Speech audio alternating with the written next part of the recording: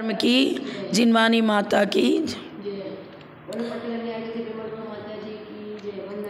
गुणानां विस्तरं वक्षे स्वभावानां तथैव च पर्यायाणां विशेषेण नत्वा वीरं जिनेश्वरम्।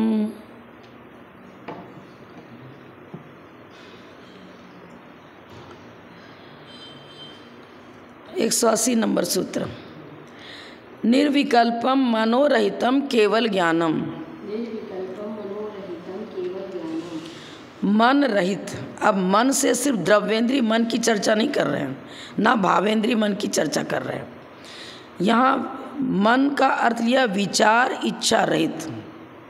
इच्छा किसको होती है? जब तक शुभोपयोग की भूमिका है, अशुभोप और शुभोपयोग दोनों में सराग परिणति होती है।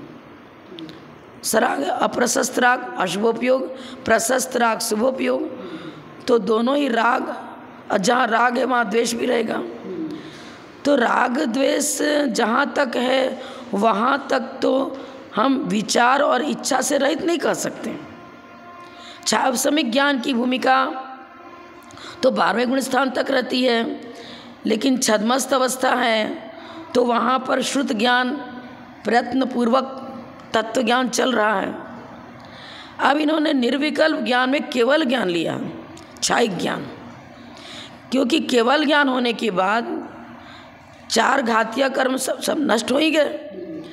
उसके बाद निरीवृत्ति गमन भी होगा तो इच्छा रहित, दिव्यध्वनि भी कीर्ति है इच्छा रहित, प्रयत्नपूर्वक उनका गमनागमन, उनकी दिव्यध्वनि आदि का किरणा नहीं होता है। तो विचार या इच्छा रहित ज्ञान निर्विकल्प ज्ञान है, इसलिए केवल ज्ञान को निर्विकल्प कहा। मनोरहितम केवल ज्ञानम, केवल ज्ञान की चर्चा कर रहे हैं। अरहंत परमेष्टि के द्रव्य मन की रचना है, सशरीरी हैं, द्रव्येंद्री की भी रचना है, पर द्रव्येंद्री की चर्चा यहाँ है ही नहीं। वो तो पुद्गल विपाक की प्रकृति है, उसका अस्तित्व है। सशरीरी है तो द्रव मन भी है और 5 इंद्रियों द्रव्येंद्र की रचना भी है। यहाँ पर विवक्षा किस चीज़ की है? निर्विकल्प केवल ज्ञान की। विकल्प किसके कहेंगे? जहाँ भेद विभेद हो। कुछ सीमित पदार्थ को जान रहे हैं, अवधि ज्ञान अपने विषय को जान रहा है, मन परे ज्ञान अपने विषय को जान रहा है, मति ज्ञान श्रुत ज्ञान सब अपने अपने विषय ग्रहण कर रहे हैं।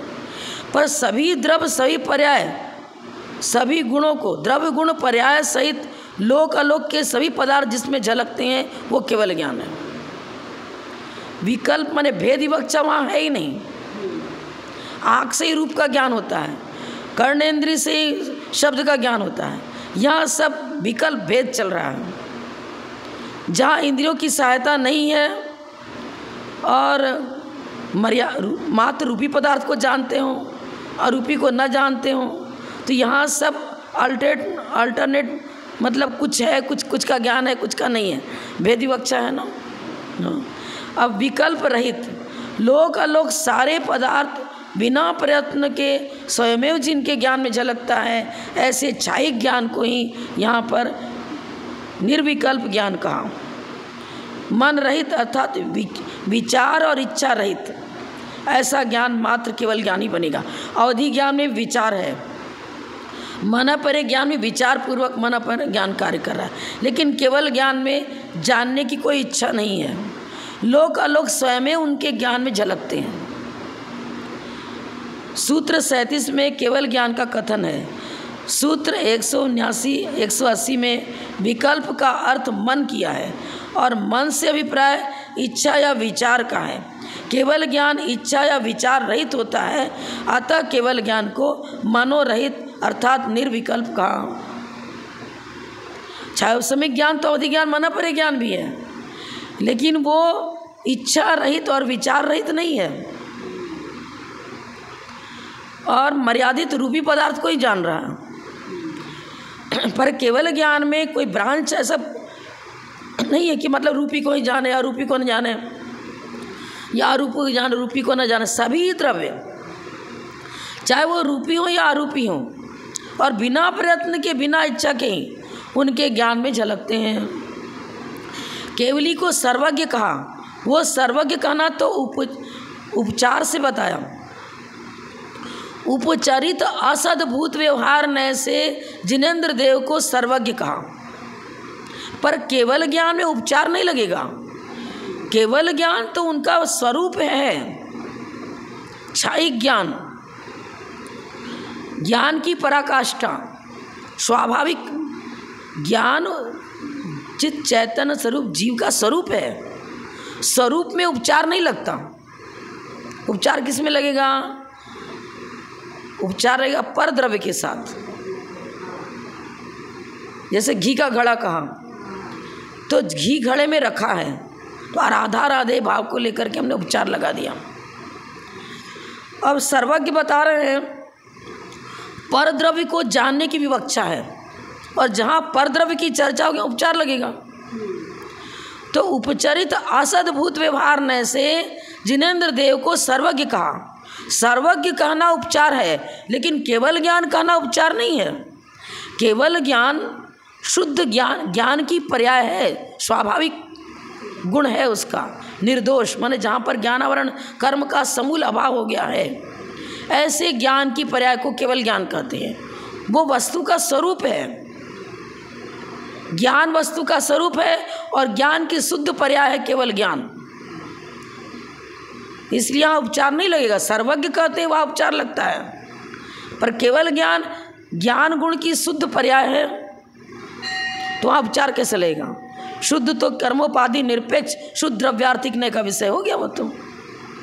ये चीज़ है, ये विषय यहाँ नहीं बताया, लेकिन आनुषंगिक प्रकरण मैंने ले लिया कि केवल ज्ञान को तो हम निर्विकल्प मनोरहित शुद्ध जीव की ज्ञान के उनकी शुद्ध पर्याय बता रहे हैं, लेकिन सर्वज्ञ जो उनका विशेषण लगाएंगे उसमें अन्य की अपेक्षा भी होगी।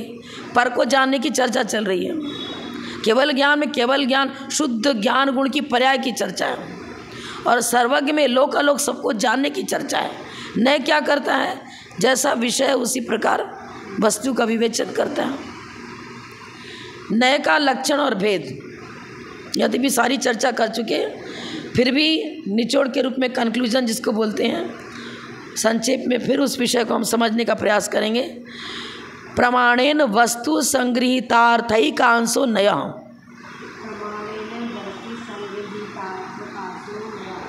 श्रुत विकल्पो वा ज्ञातुरभिप्रायो वा नयः,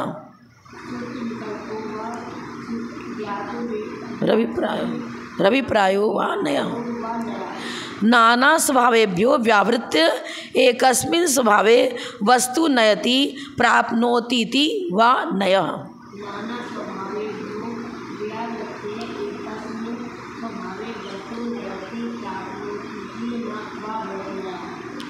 प्रमाणेन संगृहीत अर्थ, प्रमाण क्या है? सम्यक ज्ञान को प्रमाण कहते हैं, और सम्यक ज्ञान को प्रमाण कहते हैं, पर ज्ञान का कार्य क्या है? अनेक धर्मात्मक वस्तु ज्ञान प्रमाण का विषय बनेगा। सामान्य और विशेष दोनों गुणों का समूह रूप जो द्रव्य वो प्रमाण का विषय बनता है। अब सामान्य और विशेष गुण दोनों ही अनेक हैं, और अनेकों की चर्चा एक साथ शब्दों से हो नहीं सकती, और हमारे चिंतन में भी सारे गुण एक साथ नहीं आ सकते। छायासमिक ज्ञान है, तो ज्ञान नहीं कहो तो भी क्या करेगा? चिंतन करते समय किसी एक पॉइंट को मुख्य बनाएगा, अन्य को गौण करके चिंतन करेगा। प्रतिपादन करेगा तब भी किसी एक धर्म का ही प्रतिपादन एक बार में होगा, सारे धर्मों का एक साथ प्रतिपादन होता नहीं है। तो नय क्या करेगा? वो प्रमाण के द्वारा गृहीत जो वस्तु है चर्चा उसी की करेगा, लेकिन उसमें से किसी एक धर्म को मुख्य करके कथन करेगा और अन्य को गौण कर देगा। चिंतन भी करेंगे, विचार कर रहे हैं, जिस समय द्रव्य संग्रह पढ़ रहे हैं उसकी जिस गाथा को पढ़ रहे हैं मेरा उपयोग उसमें केंद्रित है। अन्य ग्रंथों की जानकारी है लेकिन मेरा उपयोग उधर नहीं है, तो चिंतन में भी एक ही विषय तो चल रहा है। जिस समय द्रव्यार्थिक नय का हम विषय लेकर चिंतन कर रहे हैं उसमें पर्यार्थिक नय का चिंतन नहीं है, लेकिन नय ये नहीं बताता कि पर्यार्थिक नय का विषय गलत है या है ही नहीं, उसका अभाव नहीं बताता, गौण करता है उनको। ये चीज़ है। प्रमाण के द्वारा सम्यक प्रकार ग्रहण की गई वस्तु के एक धर्म अर्थात अंश को मुख्य रूप में ग्रहण करता है, ग्रहण करने वाले, ऐसे ज्ञान को नय कहते हैं। ज्ञान को ही नय कहते हैं। पर कौन सा ज्ञान? सम्यक ज्ञान के विषयभूत पदार्थ की ही चर्चा कर रहा है, तो भी तो ज्ञान ही है। ज्ञान में ही तो भेद कर रहे हैं, मति ज्ञान, श्रुत ज्ञान, अवधि ज्ञान, मन परे ज्ञान, केवल ज्ञान। फिर मति ज्ञान 5 इंद्रियों और मन से होता है। अब इंद्रियों से होता है तो जिस समय नेत्र इंद्रिय के द्वारा वस्तु स्वरूप का निरीक्षण कर रहे हैं, देख रहे हैं, तो उस समय मति ज्ञान ही तो है। लेकिन भेद विवक्षा हो गई, भेदाभेदात्मक वस्तु है। जब भेद पूर्वक किसी एक विषय को मुख्य करेंगे, अन्य को गौण करेंगे, तो भी ज्ञान की धारा ही चल रही है। हम नेत्रेंद्रिय से वस्तु के रूप, वर्ण का ग्रहण, वर्ण की पर्यायों को जान रहे हैं, बोल रहे हैं ना, जान करके बताए ये लाल है, ये नीला है, ये पीला है, तो ज्ञान की धारा ही तो है। नए भी ज्ञान का ही, सम्यक ज्ञान के द्वारा प्ररूपित विषय को ही ग्रहण करता है, इसलिए नए भी ज्ञान ही है। लेकिन अंश को ग्रहण करता है, इसलिए उसको नय कह दिया, और पूरे अंश को ग्रहण करता है, उसे प्रमाण कहते हैं।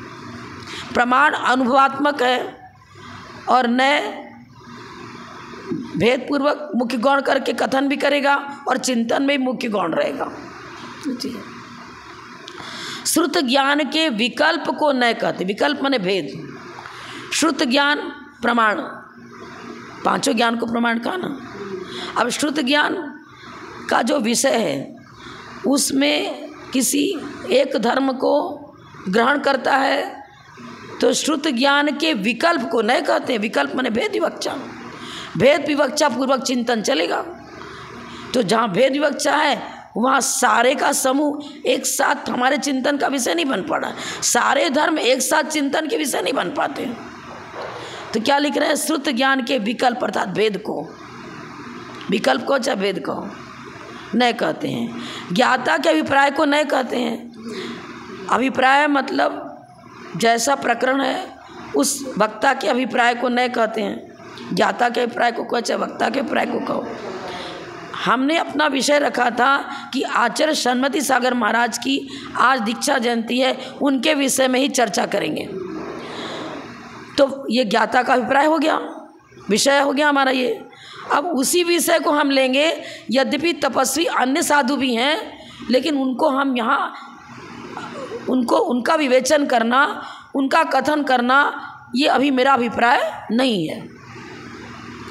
तो ज्ञाता के अभिप्राय को नहीं कहते। ये कह दिया इन्होंने कि अभिप्राय उसका इस समय क्या चल रहा है, प्रकरण के अनुसार हम विषय का प्रतिपादन करेंगे। एक शब्द के अनेक अर्थ होते हैं, लेकिन व्युत्पत्ति अर्थ क्या है, उसका लक्षण क्या है, और प्रमाण की अपेक्षा से वस्तु का क्या स्वरूप है, द्रव्यार्थिक नय से क्या स्वरूप है, पर्यार्थिक नय से क्या स्वरूप है, स्वरूप की चर्चा कर रहे हैं। लेकिन ज्ञाता का अभिप्राय यदि है कि हम आज निश्चय नय की चर्चा करेंगे, तो उसी के अनुसार विषय प्रतिपादन करेगा। ये जो नाना स्वभावों को हटाकर मतलब गौण करके, नाना स्वभावों से हटाकर किसी एक स्वभाव में, उसी में से किसी एक स्वभाव में, नाना स्वभाव में सभी स्वभाव आ गए। अब उसी में से नाना को ग्रहण न करते हुए उसी में से अपने इष्ट किसी एक विषय को मुख्य बनाएगा। किसी एक स्वभाव में वस्तु को प्राप्त कराता है माने ज्ञप्ति कराता है, जानकारी कराता है। एक समय में किसी एक धर्म को लेकर ही उसकी जानकारी कराई जा सकती है। सारे धर्मों की एक साथ जानकारी शब्दों से नहीं हो सकती है। नाना स्वभावों से हटाकर किसी एक स्वभाव में वस्तु को प्राप्त कराता है। वस्तु को प्राप्त कराता है मन वस्तु की जानकारी कराता है, वह नय है। सूत्र 39 में भी प्रमाण के अवयव को नय कहा था। तद अवयवा, नय की चर्चा करी थी ना, उसमें तद अवयवा लिखा था। अवयव माने भेद विवक्षा करके एक को मुख्य करना, अन्य को गौण करना, ये नय का स्वरूप है। यहाँ पर नय का लक्षण नाना प्रकार से कहा गया। शब्द भेद है, लेकिन कथन में कुछ भी अंतर नहीं है। प्रमाण के द्वारा गृहीत वस्तु किसी एक अंश को नय कहता है, और एक अंश कौन है, तो जो वक्ता का अभिप्राय वही तो एक अंश बनेगा। और जो शुद्ध ज्ञान के द्वारा जाना है उसी का तो प्रतिपादन नयों से कर रहे हैं। बिना नए के प्रमाण की जानकारी हो नहीं पाएगी। प्रमाण नहीं अधिगमा, दोनों का सहारा लेकर के हमें वस्तु को जानना है, क्योंकि प्रमाण के द्वारा गृहीत विषय की चर्चा ही नय करेगा और नयों से ही वस्तु स्वरूप का परिचय मिलता है। एक साथ सारे शब्दों का परिचय देने वाला कोई शब्द है ही नहीं। तीर्थंकर के द्वारा भी दिव्य ध्वनि कीर्ति है वो ओंकार ध्वनि रूप है। फिर गणधर उसको इनलार्ज करते हैं प्रमाण नय निक्षेप आदि की चर्चा करते हुए। प्रतिपादन तो क्रमिक ही होगा, क्योंकि शब्दों में वो क्षमता ही नहीं है कि सारे धर्मों को एक साथ कह दें। अभेद विवक्षा है वहाँ पर प्रमाण और भेद विवक्षा हो जाएगी वहाँ पर नय, लेकिन सम्यक नय है। अन्य गुणों धर्मों का सर्वथा अभाव नहीं बताता, वो ये बता रहा है, लेकिन चिंतन और कथन एक समय में एक बार एक ही विषय का हो सकता है, क्योंकि छावसमिक ज्ञान में इसी प्रकार की क्षमता है। और नयातीत ज्ञान कौन बनेगा? केवल ज्ञान, नयातीत। अब अवधि ज्ञान माना पहले ज्ञान को, तो भी रूपी पदार्थ मात्र को जान रहा है, और वो भी अवधि ज्ञानी भी जिस समय ये पूछ रहा है प्रश्न करता कि बताओ हम पूर्व भाव में कहाँ थे, तो उनका उपयोग उसी में केंद्रित है। आगामी भाव को बताने वाली उनका उपयोग उस समय नहीं, उपयोग तो एक समय में एक ही में केंद्रित होगा ना। तो छावसमिक ज्ञान हो भी अवधि ज्ञान हो या माना परे ज्ञान हो, इसलिए वहाँ भी अपेक्षा ही लगेगी। निरपेक्ष ज्ञान सभी द्रव्य सही पर्यायों को एक साथ जानने की क्षमता तो केवल ज्ञान में ही है।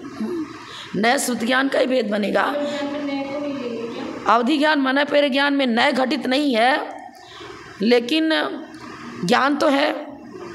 अवधि ज्ञान भी ज्ञान है, माना पहले ज्ञान अतीन्द्रिय ज्ञान है, लेकिन मर्यादित तो हो गया ना, केवल ज्ञान की तरह अमर्यादित नहीं है, इसीलिए उसको एक देश प्रत्यक्ष कहा।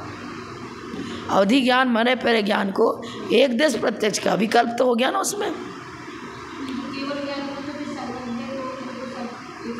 केवल ज्ञान छायिक है, उसमें सभी द्रव्य सभी पदार्थ एक साथ झलकते हैं, वहाँ नयों की चर्चा नहीं है। प्रमाण में भी केवल ज्ञान वहाँ पर प्रकट है, अन्य ज्ञान की चर्चा, अन्य ज्ञान है जहाँ छायोपसमिक हो वहाँ छायिक नहीं होगा। दो पर्याय एक साथ नहीं होती। छायोपसमिक ज्ञान की छायोपसमिक पर्याय चलेगी तो छायिक नहीं रहेगा, छायिक पर्याय चलेगी तो छायोपसमिक नहीं चलेगा। और जब तक छायोपसमिक ज्ञान है तब तक नयों की चर्चा है। जब तक छायोपसमिक ज्ञान है तब तक नयों की चर्चा है।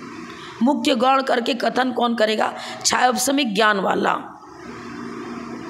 छायिक ज्ञान है वो तो केवल ज्ञान है, उनके ज्ञान में तो वो तो अनुभवात्मक है।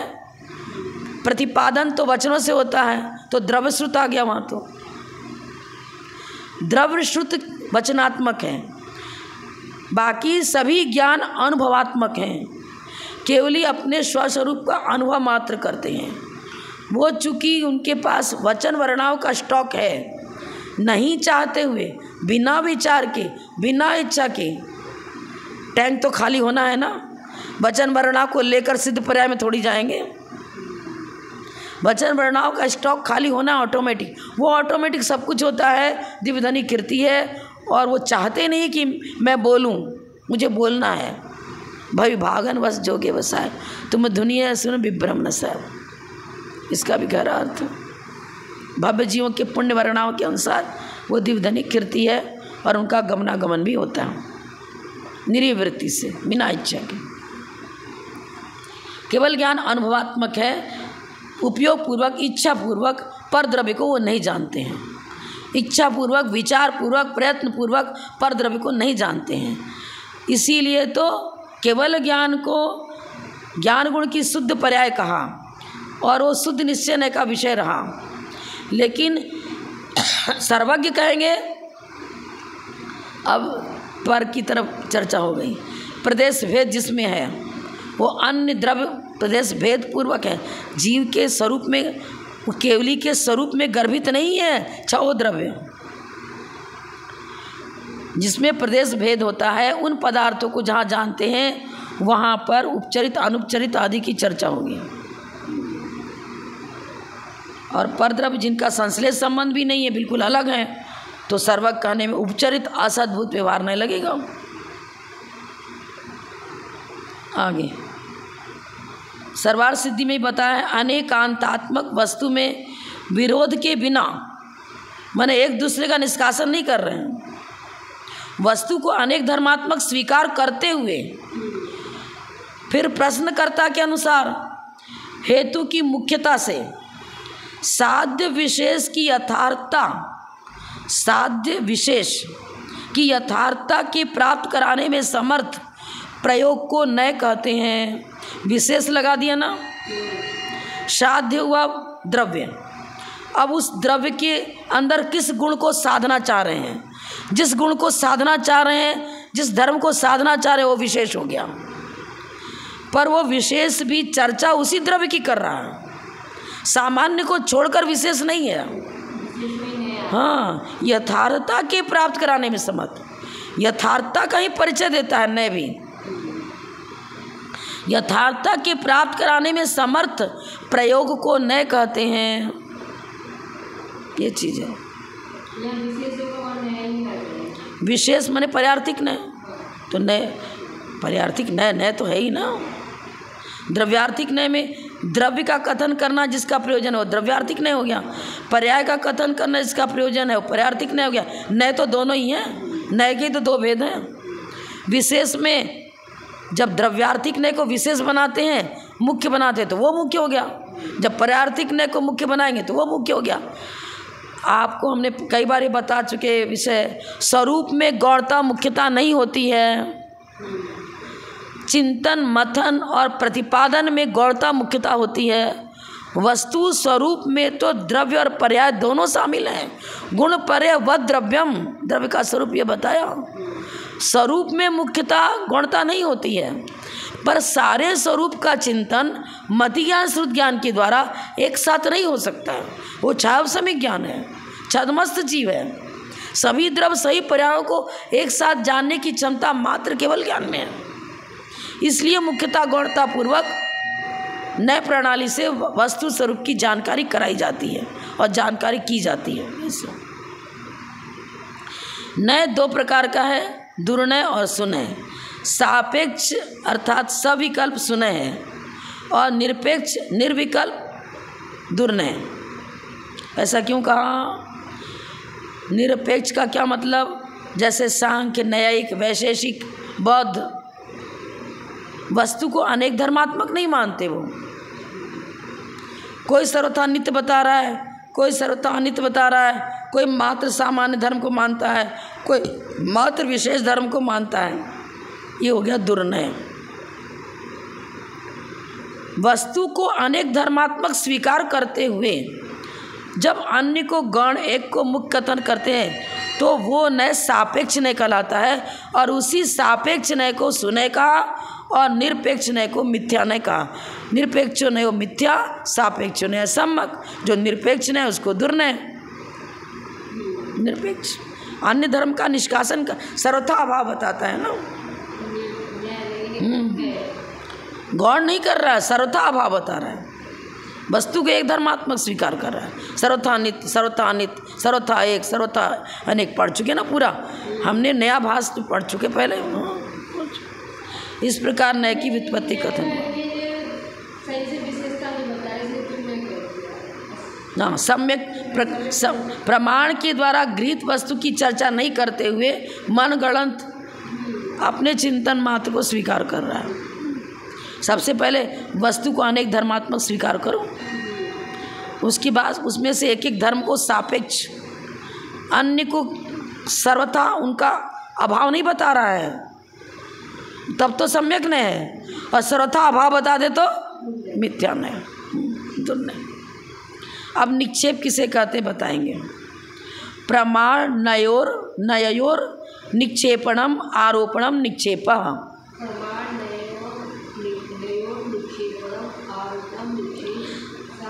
स नाम स्थापनादि भेदेन चतुर्विध।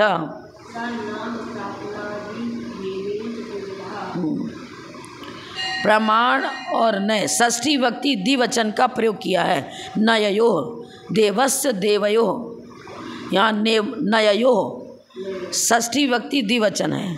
प्रमाण और नय के विषय में यथा योग्य नाम आदि रूप से पदार्थ का निक्षेपण करना, आरोपण करना निक्षेप है। किसी एक में निश्चय कराना। वस्तु में है अनेक धर्म, लेकिन जब नाम निक्षेप की चर्चा करते हैं तो नाम निक्षेप अपने विषय के अनुसार कथन करेगा, स्थापना निक्षेप अपने विषय के अनुसार कथन करेगा, द्रव्य निक्षेप अपना विषय ग्रहण करेगा, भाव निक्षेप अपना विषय ग्रहण करेगा।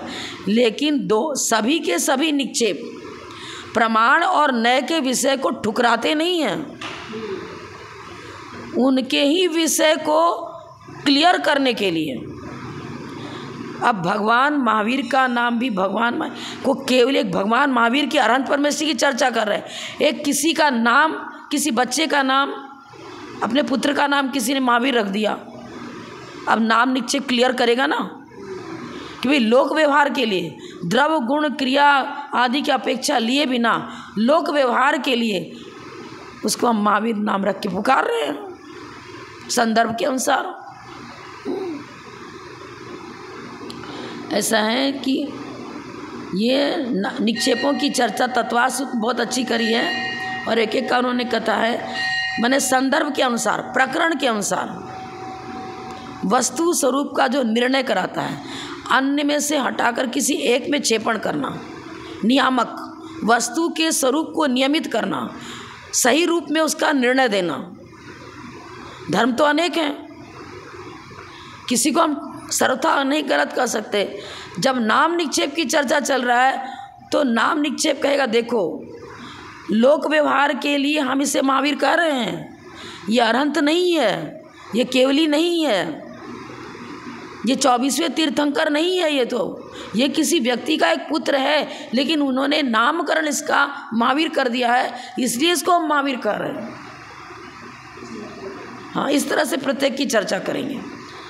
अब एक एक की चर्चा इनलार्ज करके आगे है ही, यहाँ तो इतना ही बता रहे, इंट्रोडक्शन दे रहे भाई निक्षेप कहते किसे हैं। तो क्या बता रहे हैं, प्रमाण और नय के विषय में, विषय वही लेंगे, कोई अलग विषय नहीं है, उसमें यथा योग्य जैसा संदर्भ है उसके अनुसार यथा योग्य किसी एक अर्थ में अन्य अर्थों को गौण करते हुए किसी एक अर्थ में उसका क्षेपण करना, ये यथा योग्य का अर्थ हुआ। यथा योग्य नाम आदि रूप से पदार्थ निक्षेपण करना अर्थात आरोपण करना निक्षेप है। अब जिनेंद्र देव की मूर्ति विराजमान करी आपने, भगवान महावीर की जिन बिंब की स्थापना करी, जिन बिंब को स्थापना निक्षेप से हम जिनेंद्र कह रहे हैं, भाव निक्षेप से नहीं बनेगा।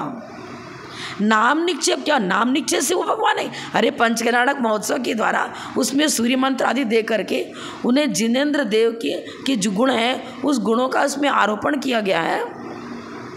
साक्षात जिनेंद्र वत पूजनीय है, लेकिन जिस पुत्र का नाम महावीर रख दिया था वो जिनेंद्र देव की तरह पूजनीय नहीं है, लोक व्यवहार के लिए उसका नामकरण किया है। वो तो अजित नाम रख दिया तो अजित तीर्थंकर थोड़ी हो गए। ऐसा माने लोक व्यवहार के लिए, अब ये सारी चर्चा आगे कर रही है। संज्ञा के अनुसार, संज्ञा माने नामकरण, संज्ञा लक्षण आदि होता है ना, नामकरण किया संज्ञा, संज्ञा के अनुसार गुण रहित, क्या बता रहे हैं, गुण रहित होना, नाम निक्षेप की चर्चा है ना, जिनेंद्र देव की गुण उसमें नहीं है। गुण रहित वस्तु में व्यवहार के लिए अपनी इच्छानुसार की गई संज्ञा, संज्ञा माने नामकरण, संज्ञा को नाम निक्षेप कहते हैं। गुण रहित द्रव्य गुण क्रिया आदि की अपेक्षा के बिना, वो महावीर भगवान वाला द्रव्य था, वही द्रव्य इसका पुत्र में थोड़ी है, देवदत्त का पुत्र है, अभी मौजूद है, और उसका नामकरण कर दिया ज्योतिष ने कि भाई इसका नाम महावीर रखो। तो जो तीर्थंकर 24वें तीर्थंकर महावीर थे, वो द्रव्य ये द्रव्य एक थोड़ी है। द्रव्य गुण क्रिया आदि की अपेक्षा के बिना भाई हमने कोई ना कोई नाम करके तो पुकारेंगे ना उसको, तो संज्ञाकरण किया उसका, पर गुण रहित, महावीर के गुणों से रहित, महावीर तीर्थंकर के गुणों से रहित है। संज्ञा के अनुसार गुण रहित वस्तु में लोक व्यवहार के लिए अपनी इच्छा से की गई जो संज्ञाकरण, नामकरण, क्या करें, वो नाम निक्षेप का विषय हुआ। फिर काष्ठ कर्म, पुस्तक कर्म, चित्रकर्म, अक्ष निक्षेप आदि में यह वह है, इस प्रकार स्थापित करने को स्थापना निक्षेप कहते हैं। पंचग्राणक प्रतिष्ठा के द्वारा हम पाषाण तथा चांदी की प्रतिमा बनाई, उसमें जिनन देव के गुणों का आरोप कर दिया। काष्ठ, अब ये काष्ठ देखो, ये टेबल बना दिया, इस पर हम पुस्तक रह के टेबल है, ये तो पुद्गल द्रव्य है, आकार हमने इसको टेबल का दिया। अब इसको हम लकड़ी नहीं कर रहे हैं, टेबल कर दिया ना इसका। अब स्थापना की अपेक्षा से इसकी पर्याय उस प्रकार है, नामकरण भी इसका टेबल है, लेकिन गुण है ये आधार रखने का काम आ रहा है। एक लकड़ी का इतना सा टुकड़ा ले लिया, वो पुस्तक रख सकते क्या? नहीं रखेंगे ना, नहीं रख सकेंगे। अर्थ क्रिया टेबल में ही टेबल रूप अर्थ क्रिया हो रही है। ये पुद्गल द्रव्य है, इसका एक परमाणु पकड़ लिया, छोटा द्रव्य टुकड़ा पकड़ लिया है, तो स्कंदी और टुकड़ा भी, लेकिन जो काम इस टेबल के द्वारा हो रहा है उस पर अष्टद्रव्य की थाली रख लोगे क्या? पुस्तकों का ढेर रख लोगे क्या? नहीं बनाना। स्थापना निक्षेप। अब उस बढ़ई ने काष्ठ का एक आकार निर्मित किया और उसको टेबल का आकार दे दिया। अब संज्ञा, नाम भी है इसमें, ऐसा नहीं नामकरण ना हो, भगवान महावीर का नाम तो महावीर ही ले रहे हैं, लेकिन नाम निक्षेप की चर्चा अलग। अब स्थापना निक्षेप में हम क्या कर रहे हैं? 24वें तीर्थंकर भगवान महावीर, क्योंकि चिन्ह उसमें शेर का चिन्ह बनाया है, और महावीर भगवान की स्थापना पंचकल्याणक के समय की गई। उनके माता पिता का नाम, उसी प्रकार से उनका जन्म आदि सब चर्चा करते हुए जन्म कल्याणक विधि, गर्भ कल्याणक विधि 24वें तीर्थंकर के अनुसार हो रही है। नाम तो वही चल रहा है, लेकिन मात्र वहाँ नाम निक्षेप नहीं है, वो नाम और स्थापना दोनों का सम्मिलित।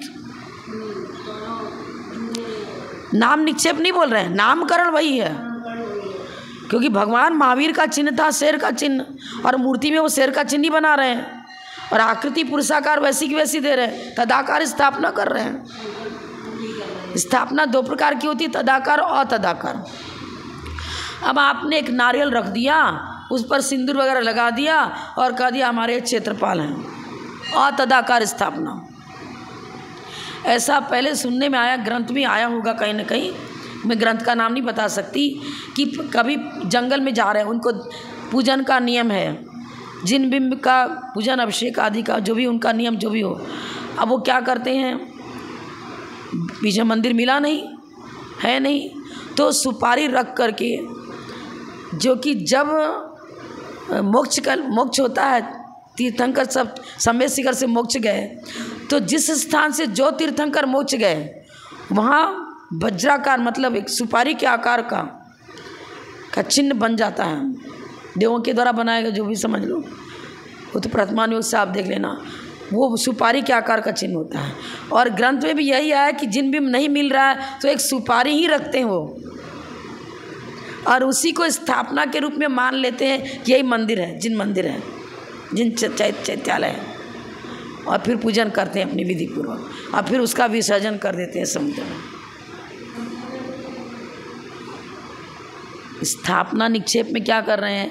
अन्य द्रव्य के गुण का अन्य में आरोप करके कथन करना स्थापना निक्षेप। अब उन्होंने समझ लिया कि यही हमारे लिए सम्यक शिखर का टोक है, मैं यहीं सम्यक, यहीं पर हम साक्षात जिनेंद्र देव यहीं से मोक्ष गए, मैं यहीं बैठा हूँ, पूजन कर रहा हूँ। अरे कुंद आचार्य तो विदेश क्षेत्र गए नहीं, वो पोन्नूर मलय की पहाड़ पर बैठ करके, तो कुंदागरी को दो मान्यता है, वहाँ बैठ करके अपने हृदय स्थान पर, यहाँ पर कमल का आकृति, भाई वैसा का वैसा संवत्सरण की, मतलब चिंतन पूर्वक संवत्सरण की रचना कर ली, और साक्षात शिव मंदिर स्वामी यहाँ विराजमान है। और उनका चिंतन किया, उनको नमन किया, उनका गुणानुवाद कर रहे हैं। उधर सिमंदर स्वामी का आशीर्वाद मिलता है। बताओ, भाव निक्षेप बहुत बड़ी शक्ति है। भावों के द्वारा उन्होंने स्वीकार कर लिया, यही हमारा सम्यक शिखर रोक है। अभी ये विधि का निषेध है, वर्तमान ये विषिध नहीं, क्योंकि आसाधना हो जाती है, उसका सही रूप में कहाँ विसर्जन कर रहे हैं, किस प्रकार कर रहे हैं, उसकी विसर्जन कुछ विधि होती होगी, वो अभी हमें जानकारी में भी नहीं है। और ये चीज़ तो मैं सुनी सुनाई बता रही हूँ आगम से, इसकी पूरा रिसर्च करना हो तो आप कर लेना। लेकिन काष्ठ में भी बता रहे हैं, काष्ठ कर्म, काष्ठ कर्म, काष्ठ का कर्म, काष्ठ कोई आकार बनाया,